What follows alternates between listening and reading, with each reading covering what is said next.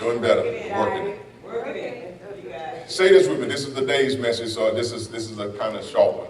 The ravens are coming. The ravens are coming. Come on, say that. The ravens are coming. The ravens are coming. Like, Pastor, what in the world are you talking about? The ravens are coming.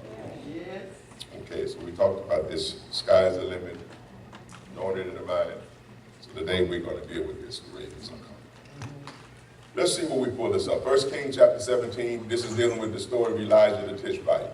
Then the word of the Lord came to him saying, get away. Now we're talking about the sky is the limit. So when I teach this, in the back of your mind, understand we're talking about sky is the limit. So you got to, understand the context of which I'm teaching this.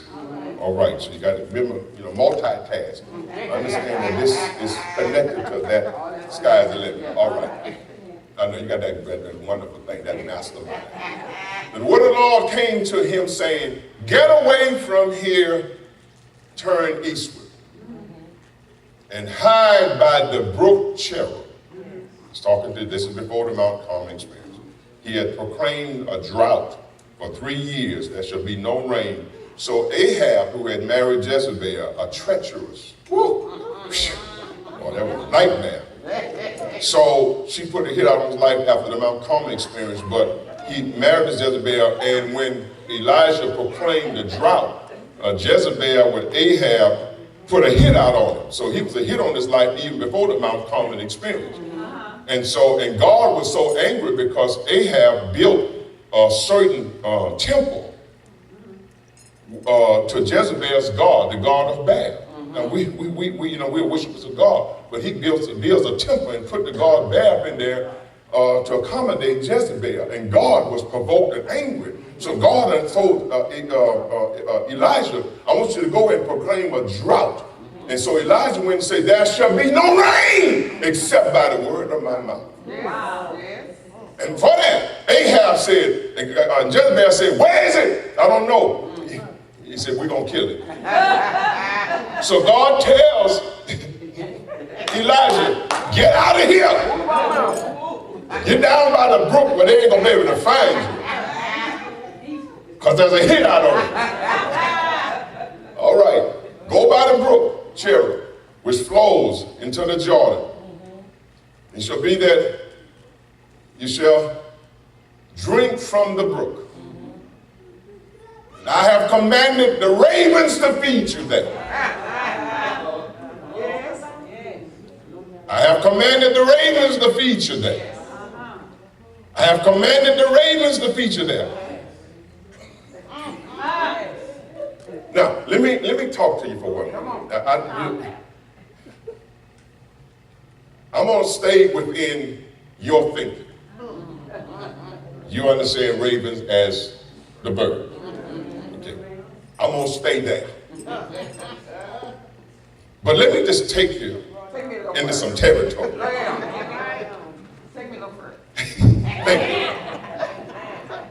It is believed that the ravens, in the same way that maybe in Africa, where the king would take a lion and skin and put on his back with the lion on the head, or that in Native America they would put feathers on them with the feathers going down, signifying, because they identified with the great eagle as the spirit of God, that these ravens were actually Arabians who were mountain dwellers who wore black feathers on their back with a raven, same way in Egypt put the snake serpent head upon them as a symbol of royalty, and that these ravens were actually Arabians who actually were mountain dwellers who worshiped, believed in the God that was a raven, and so they wore the feathers with the raven, and so God, they were the one that came down out the mountains that God used to bring them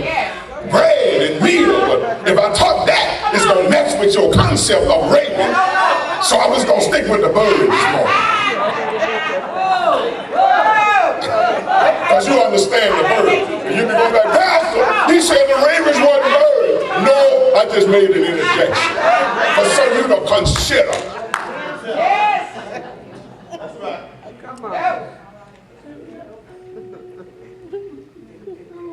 They were heathen Arabians,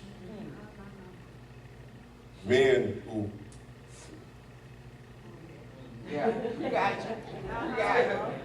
all right, that's too deep right there because I'm messing with their faith. So let's go back to the birds. And it's not out of context, you know, it's still within there. All right. The ravens are coming. So he commanded the ravens to feed you there. I have commanded the ravens to feed you there. So he went and did according to the word of the Lord. But he went and stayed by the brook which flowed to the Jordan. And the ravens brought him bread and meat in the morning, and bread and meat in the evening. And he drank from the brook. Now, the ravens are considered an unclean bird. And according to the law, you cannot touch and eat unclean stuff. So it would have been a real bird.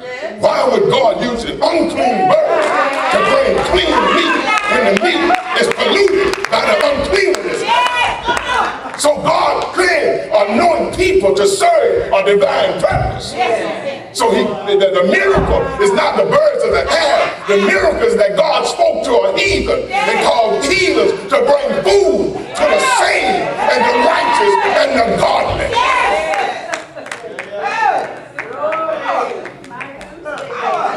Tell the Lord thank you. Tell the Lord thank you. Oh, lift your hands and say thank you. All right. Now let's get back to the birds.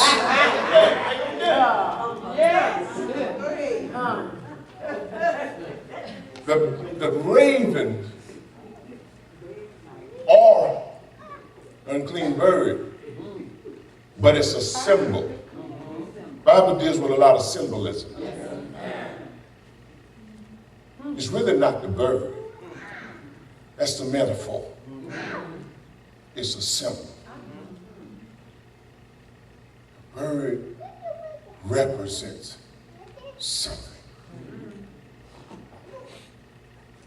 He brought meat and bread. Meat and bread are the items that God used that represents riches, wealth, money, power. That's why we call money bread. If you get through the symbol, see, y'all get stuck with the 5 loaves. But if you understand the bread represents money and food and riches, then you understand that the ravens, technically, it's a metaphor, it's a symbolism here. It's they bringing him bread now. But the bread, just like the raven represents something, the bread represents in me the fatness of God. So, the raven, Oribim, which we get Arabia and so forth, signifying, look what it says, birds as messengers. Dealers, traders, people who trade commodities. Merchants, because in other translations that same word is merchant, Ezekiel. Winged messengers of another kind. So God positioned Elijah in a certain place because he was going to use, God Almighty, merchants, messengers, dealers who are going to come and bring you bread. Thank you, Jesus. What does all of that mean? Oh, glory. In Ecclesiastes 2:26, and we're moving now. I got 5 minutes. I'm going to pow in another gear. For God gives wisdom and knowledge and joy to a man who is good in his sight. But to the sinner, that's the raven there, the unclean, he gives work of gathering and collecting, that he may give to him who is godly. Thank you, Jesus. God gives knowledge. Yes. Good bottom line. To the sinner. He gives him the work of gathering and collecting, that he may give to the godly. So God gave the ravens a job of working and collecting in order that he may give to the godly.